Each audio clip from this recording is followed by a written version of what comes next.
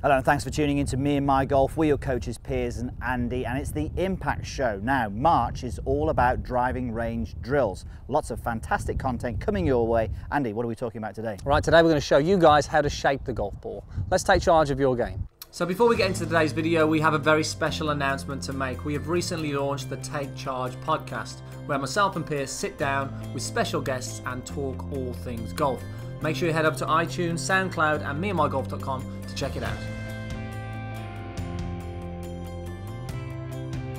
So as you can see, we are not in the UK, we're in Florida. We're actually at Champions Gate at the David Ledbetter Golf Academy. Big thank you to David and all his staff for letting us film out here. It's kind of a yearly occurrence now, isn't it, Andy? It is, yeah, beautiful place. Beautiful place, very accommodating staff and obviously very good practice facilities. Now Andy, obviously we've spoke already, the theme for the month is about driving range practice, and this video is something that we get a lot of our students to do to be able to create a little bit of imagination in their game almost, and actually give them some more skills when on the golf course. Because I think what happens, a lot of golfers come to us and say, you know, whether it be online or in person, and say, I just want it the ball straight. And we're like, well, that's really hard. Can we just show you how to bend the golf ball? Because actually that's a little bit more beneficial to them, isn't it? It is, and look, one thing we always say is don't ever do something on the golf course that you've not put into practice on the driving range. And the key thing is what we're going to do today. We're going to give you some tools to actually do on the range, that when you're faced with a situation where you may need to do one of these things, you'll actually have it in your toolbox because you've already practiced it. So I think it's a good, I'm looking forward to this one actually, because it's going to test me out a little bit as well, put me under some pressure. A little bit of a challenge, because we're going to do this in a game situation, which is always the best way to learn if you can. So look, what we're talking about when we're trying to manipulate the golf ball, we're kind of talking about the four main ones, well I suppose five. There's a straight shot, okay, which as we know is hard. There's a fade, a draw, a low and a high. And we're going to encompass those in a 9-shot drill with some mixture of those components. And look, this is great for you on the golf course if you need to go round an obstacle, or if you need to access a flag on a green, or if you need to shape it on a fairway in a certain way. Now what we're saying is you're not going to watch this video and suddenly you can do all 9 shots perfectly.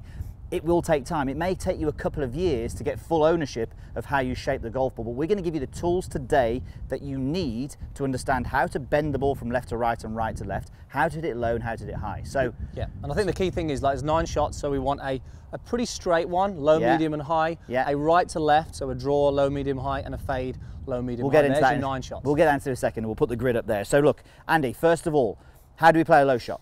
Okay, so look, to play a low shot, what we're really looking to achieve is we want to create, at impact, a low dynamic loft. So we want a low loft when we are striking the golf ball. That is simple as that. And if we can create that at impact, we're going to get this low penetrating ball flight. Okay, perfect. Okay, so the high shot. High shot, again, so the opposite, we want a high dynamic loft. So at impact, we want to obviously come in with a little bit more loft on the club face. We'll get into more how we do this shortly. But if we can do that, we're going to get a higher launch angle and a higher ball flight. Okay, perfect. So if you need to go back and look at these afters, you can do, because we're going to go with the fade now. Andy, how do we get the fade? So to play a fade, we need a club path that is swinging to the left, and we need a face that is pointing to the right of your path, but slightly to the left of your target line. So if we can get that club face slightly open to the path, but slightly left of your target line, that's going to produce a ball flight that starts left and curves back to target. Somewhere in between that zone there is perfect. And I'm pretty sure you're going to say for the draw, it's the opposite. Yes, so again, draw, we need a path that is out to the right. We need a club face that is close to the path,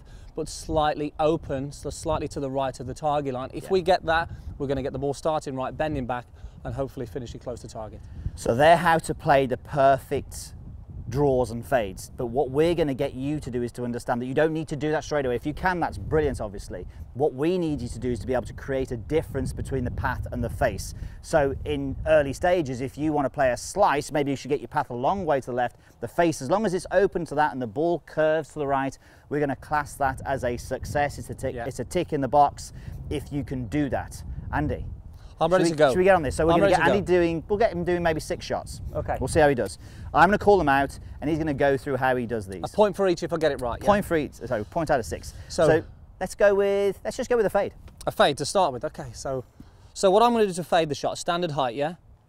Yeah, standard height, sorry. Standard height, okay. So I'm going to aim my body left, club face about target. And all I'm going to do to produce this fade is feel as if I produce a normal golf swing along the line of my body. So the fact that I'm aiming left is going to produce this path to the left. And the face is about target, Piers. Okay. And there's a few, look, we can all do this differently. This is how Andy does his. Okay, so normal height, bit of a left to right on this one.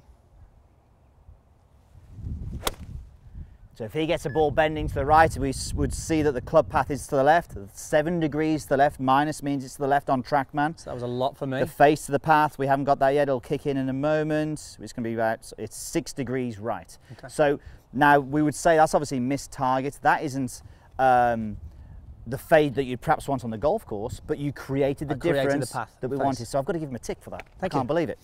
Just another one on here, you'll look at the TrackMan numbers, you'll see the spin axis, it says plus 12.7. That means it's bending that way to the right for Andy. Okay, let's go with, give me the low shot.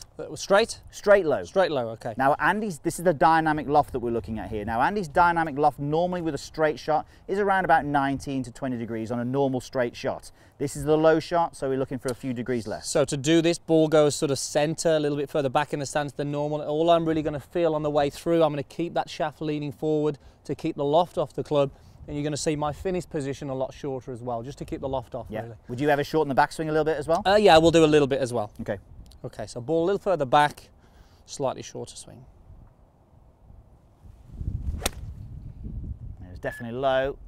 And we have a little bit of wind from right to left, but that's actually held pretty straight, actually. I'd be happy That's with interesting because obviously if you have got a wind from right to left, the low shot is a really good option because you haven't got to allow for it so much. Dynamic loft, we said normally you're 19 or 20. Yeah. 15.6. 15, so that was a low one. And it went pretty straight as well. It was a low straight one. The club path, this is an interesting one. It was 2.8 degrees to the right, but we discussed before off camera, Andy's playing a little bit of a draw at the moment, so that kind of makes sense. And the fact that I'm hitting down there would cause that path to be more right as well. And most importantly, the height was 72 feet. Okay. So that's definitely less than his normal height. 2 out of 2. 90. Is that right? 2 out of 2. 2 out of 2. Okay, let's play a draw. A draw now, okay. Am I safe here? You're safe. You're swinging the club this way though, Dare?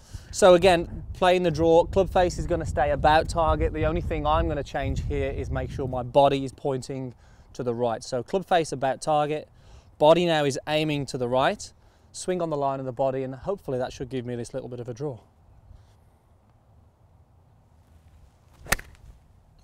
Beautiful. Probably a hook, that one, actually.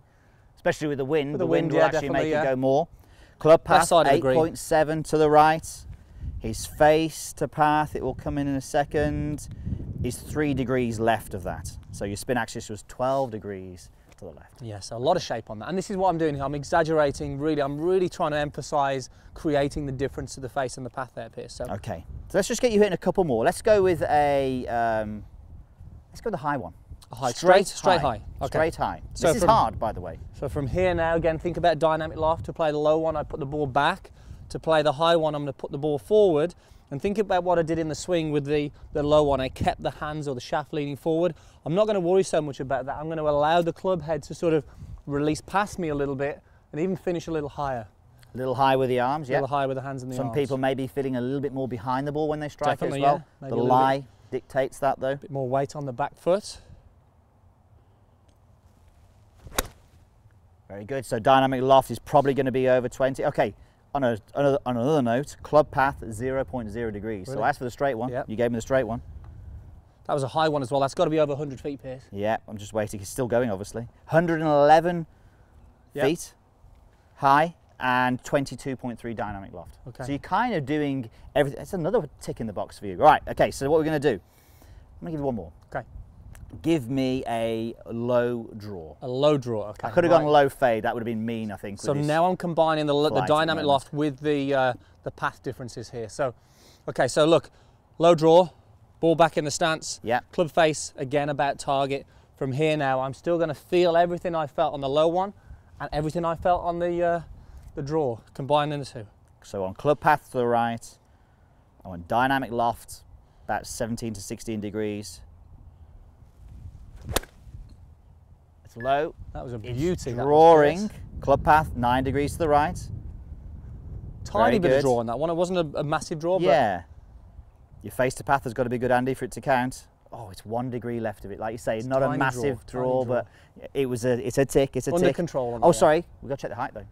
It was low. 14 degrees of dynamic loft and 66 feet of height. So look, and it was a 7.7 spin axis. Look, guys, there's a lot of numbers in here, but I think hopefully you're getting the idea of how this sort of pieces together. But the main thing from this is Andy's done a great job there of pretty much controlling where they landed, apart from 2 of them maybe. But what we want you to be able to do is to just be able to create those differences, create the low shot, create the high shot, and have a play with it. And when you do this game, make sure you only do it once. You're not allowed another go. You're not allowed to say to yourself, oh, that wasn't very good, I'll have another go. You only get 9 attempts. And do this every time you play, and before you know it, you might be as good as him. And just, you know, score yourself as well. So obviously the best score you can get on that is 9. So score yourself, and next time you go to the range, you're looking to beat that score. That's the key thing. Yeah, very good. Look, now, again, massive thank you to David and his team for letting us film out here. And also, look, Me and My Golf Weekly is now live as well. It's the 3 top tips, drills that you need to do at the driving range. Thanks for watching. So there you have it. We hope you enjoyed that. Now, don't forget, if you have any questions whatsoever, comment down below and we'll get back to you soon. Yes, and if you want to see the Me and My Golf Weekly or have myself and Pierce as your very own personal online golf coaches, click the link in the corner and we'll see you over there.